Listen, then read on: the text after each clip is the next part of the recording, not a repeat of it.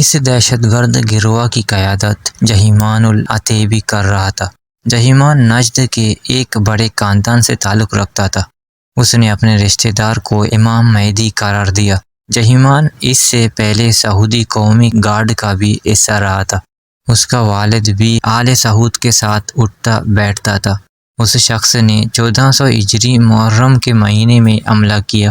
جہیمان ایک وقت میں سعودی مفتی اعظم کا شاگرد بھی رہا۔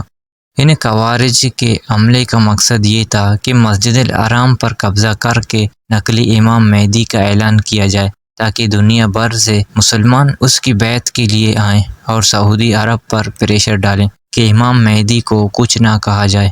اس سے یہ ہوتا کہ سعودی عرب کا ذریعہ معاش اور دیگر ملکوں کا اس کے سیکیورٹی سے اعتبار اٹھ جاتا۔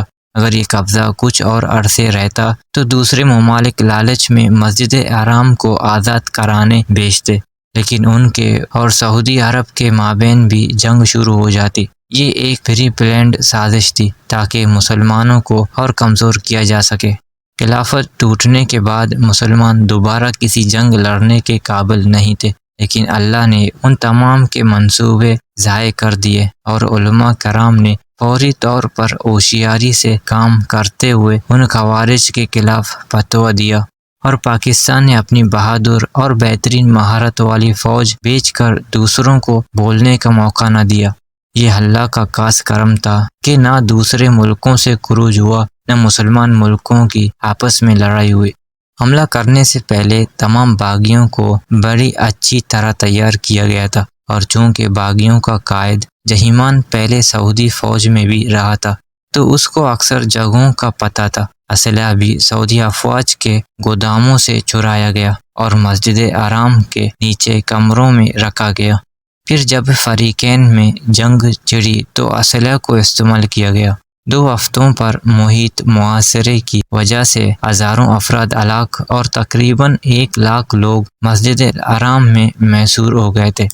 مسجد الحرام میں باغیوں کو دفع کرنے میں سعودی افواج کو فرانسیسی آرمی کا تعاون حاصل رہا، اور بعض لوگوں کے مطابق فرانسیسی آرمی کو کلمہ پڑھا کر اس آپریشن میں شامل کیا گیا۔ فرانسیسی آرمی نے فوری ہنگامی بنیادوں پر کارروائی کا منصوبہ بنا کر سعودی آرمی کو ٹریننگ دی اور سعودی فوج کو حملے کے لیے کمانڈ کیا۔ 2016 کے دوران اس قسم کے اطلاعات گردش میں آ گئی کہ پاکستانی کمانڈوز نے آپریشن میں حصہ لیا تھا۔ جب جنرل مشرف اقتدار میں آئے تو یہ بھی کہا جانے لگا کہ ان کمانڈوز میں وہ بھی شامل تھے۔ 2016 میں ایک نجی چینل کے اینکر جاوید چودھری کے پروگرام میں پاکستانی سیاست دان احمد رضا قصوری نے بھی اسی قسم کا دعویٰ کیا کہ میجر پرویز مشرف نے کعبہ سے دہشت گردوں کو فلش آؤٹ کیا، لیکن اس دعوے کے تردید میں دیر نہیں لگی۔ چند منٹوں کے اندر اسی پروگرام کے دوران بریگیڈیئر جاوید حسین نے فون کر کے کہا کہ یہ بات بالکل غلط ہے اور پاکستانی کمانڈوز اس کارروائی میں شامل نہیں تھے، جبکہ کچھ لوگوں کا یہ کہنا ہے کہ اس آپریشن کے کمانڈ جنرل پرویز مشرف، جو اس وقت میجر پرویز مشرف تھے، سراسر غلط ہیں، کیونکہ جنرل پرویز مشرف اپنی کتاب میں تحریر کرتے ہیں کہ 1978 میں یہ ترقی پا کر لیفٹیننٹ کرنل کے عہدے پر فائز ہو چکے تھے، اور کعبہ پر حملہ 1979 میں ہوا۔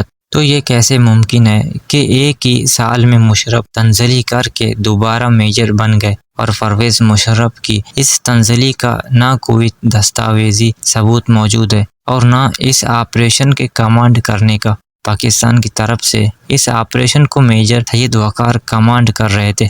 اس 2 ہفتے مسلسل جاری رہنے والے محاصرے کے بعد بالآخر مسجد الحرام کو باغیوں سے چرا لیا گیا۔ جہیمان عتیبی اور اس کے ساتھیوں کو 6 جرموں کے ارتکاب پر سعودی قاضیوں نے سزائے موت دی۔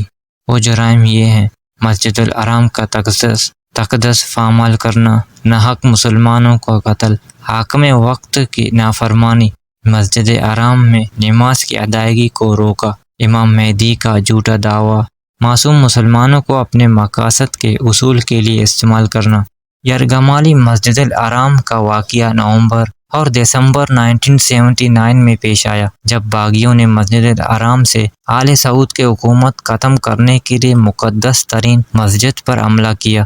حج کے دوران حملہ آوروں نے اپنے ایک ساتھی محمد عبداللہ قحطانی کو امام مہدی قرار دیا اور کہا کہ تمام مسلمان اس شخص کی پیروی کریں۔ آغاز 20 نومبر کو ہوا تھا جب 400 سے 500 شدت پسندوں نے یکم محرم 1400 ہجری کو نئے اسلامی سال کے آغاز پر خانہ کعبہ پر حملہ کر کے 1 لاکھ عبادت گزاروں کو مسجد میں محصور کر کے خود انتظام سنبھال لیا تھا۔ یہ کارروائی 2 ہفتوں تک جاری رہی، بلا کر دہشت گردوں کی بڑی تعداد کو ہلاک کر دیا گیا اور پھر جہیمان عتیبی اور 60 ساتھیوں کو پھانسی دی گئی۔ اس واقعے کے بعد سعودی حکومت نے سخت اسلامی قوانین نافذ کیے